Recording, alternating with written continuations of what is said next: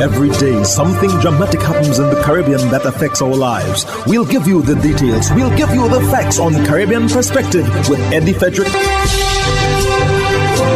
Host Eddie Frederick.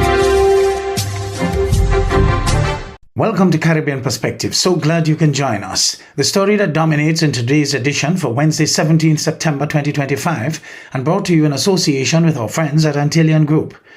Trinidad and Tobago's household debt reaches $70 billion. Details after this important message. Believe in our strength, we'll stand by you.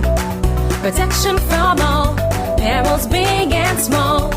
Reassurance we give, it's so glad to see. Peace of mind, that's our service guarantee. We look after all our family. Yes, we do at every opportunity. Antillean Group, underwriters of all classes of insurance solutions for your protection and investment. Live well financially. The hurricane season is now upon us, so we as Caribbean people need to remember to think safety and be prepared. Avoid venturing outside during a storm or hurricane, especially if there are strong winds. Rooftops and other debris are often blown about and can cause great damage.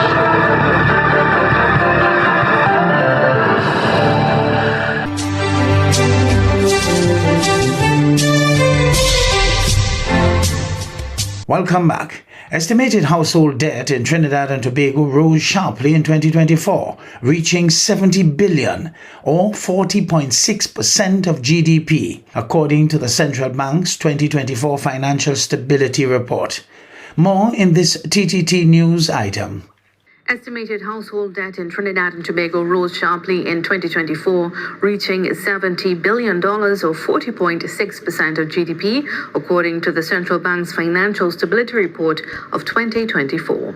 The increase is driven by a demand for real estate mortgages, motor vehicle loans, and credit cards, saw consumer loans grow by 9.5% year-on-year, with real estate loans alone accounting for 43% of the consumer loan portfolio. The central bank warned that this expansion, while supporting domestic demand, has led to higher household leverage, increasing the financial sector's exposure to repayment risks. It stated that this risk is especially pronounced by lending to high-risk borrowers who are susceptible to financial shocks, such as sharp increases in interest rates or declines in household income. Due to this, the central bank pointed out that financial institutions may face several challenges, including increased loan defaults and the need for greater loan loss provisions. The Assembly of Caribbean People, ACP, is condemning the actions being taken by the United States against Venezuela.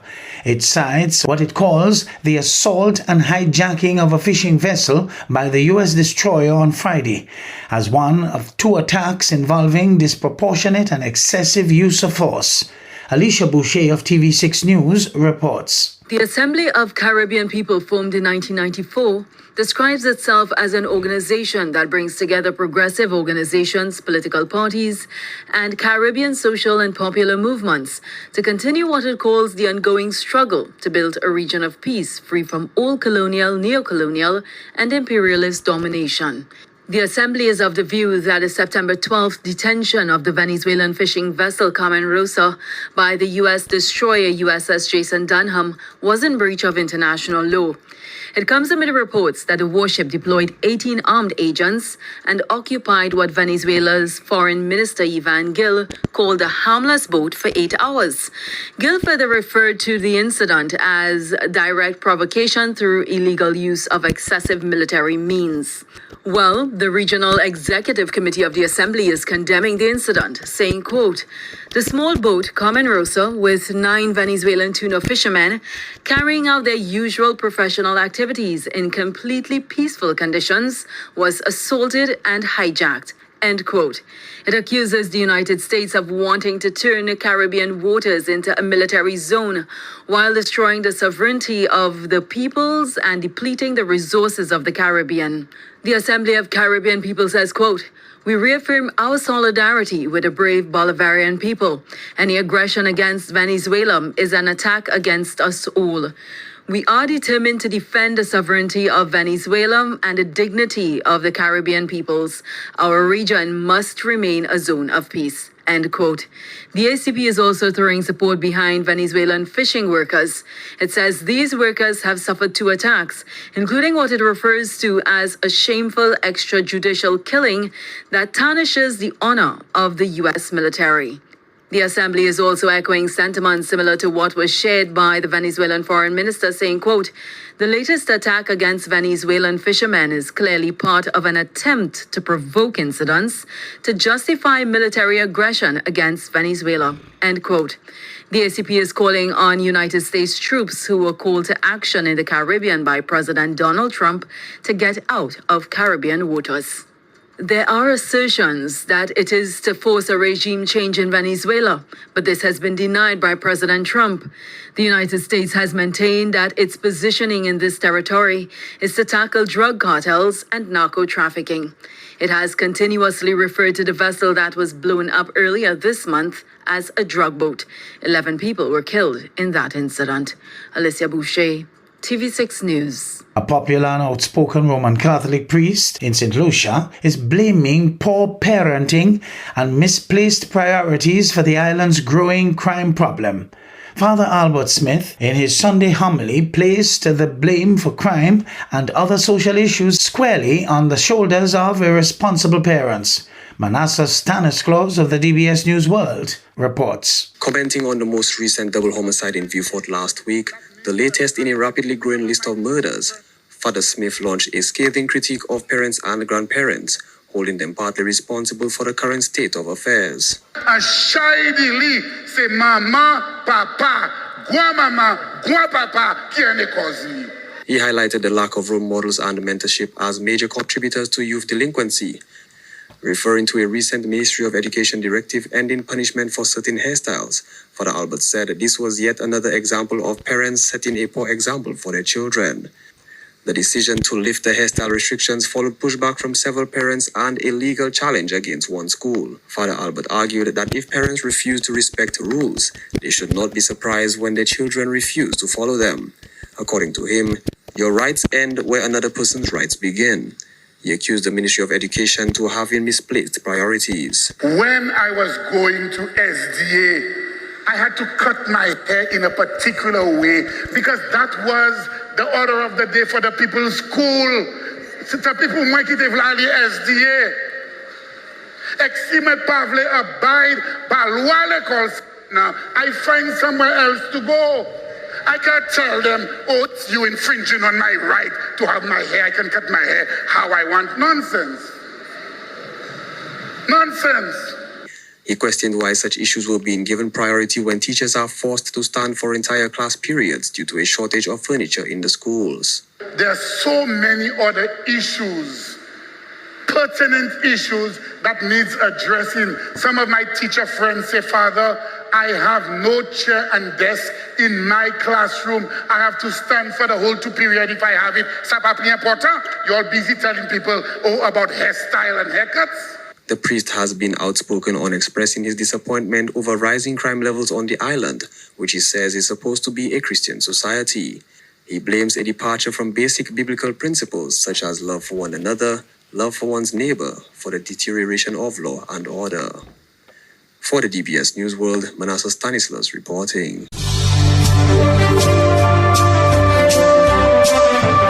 You're listening to Caribbean Perspective with Eddie Frederick, in association with our friends at Antillian Group, underwriters of all classes of insurance solutions for your protection and investment. Live well financially. Former Prime Minister of St. Lucia, Stephenson King, has thrown his support behind Prime Minister and Castries East MP Philip Pear, urging residents of Castries East and St. Lucians by extension to back the Labour Party for another term.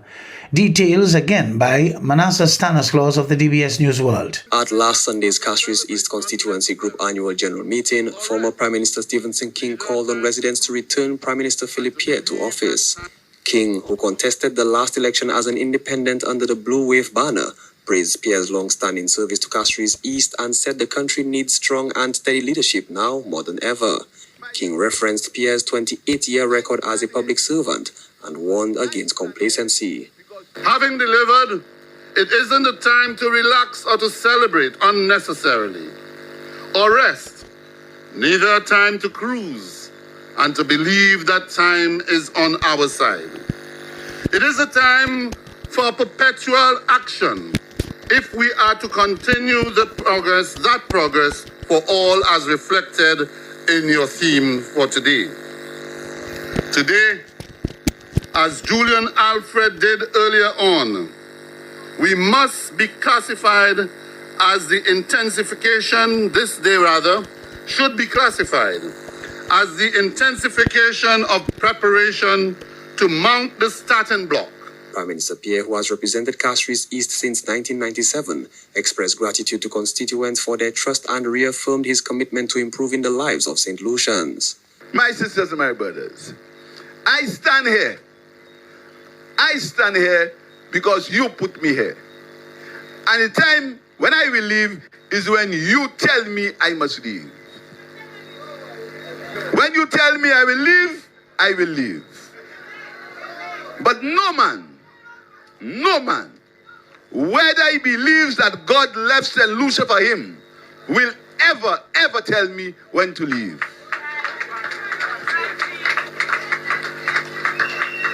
And I tell you something, I feel insulted, and you must feel insulted, you the people of Castries East, when they come around and tell you what you're voting for Pierre for.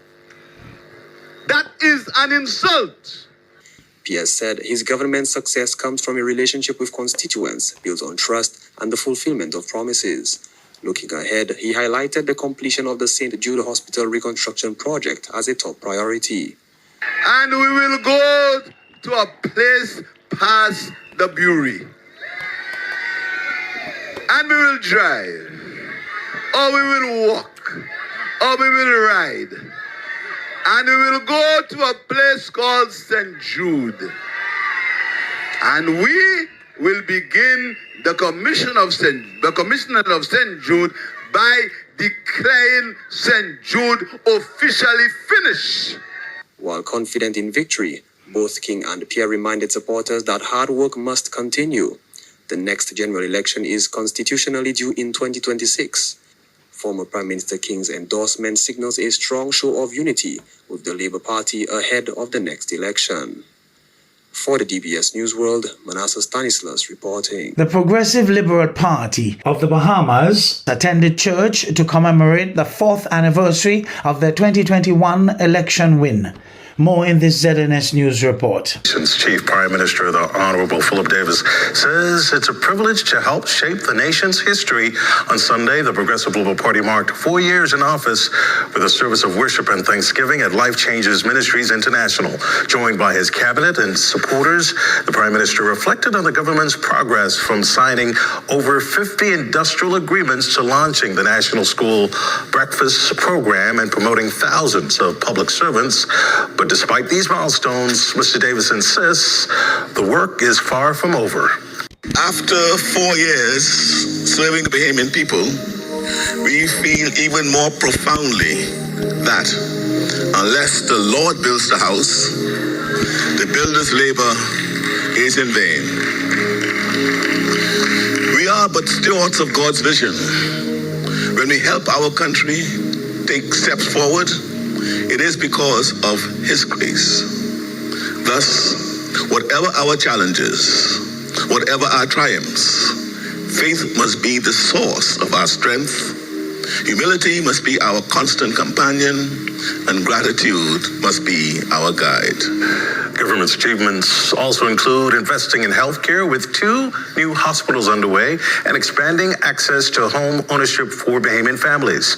Mr. Davis ended with a call for continued unity and determination to build a better Bahamas.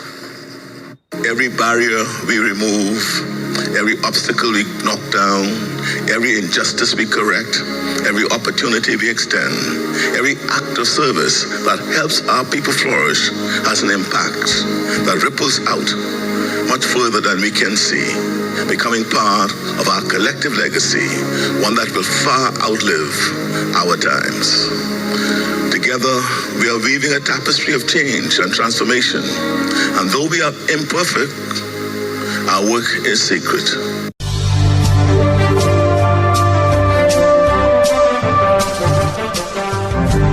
I am Eddie Frederick. This has been Caribbean Perspective, a whole new approach to highlighting developments in the Caribbean. In the meantime, please follow us on Facebook and subscribe to our YouTube channel for daily regional news and more, in association with our friends at Antillian Group. Believe in our strength, we'll stand by you.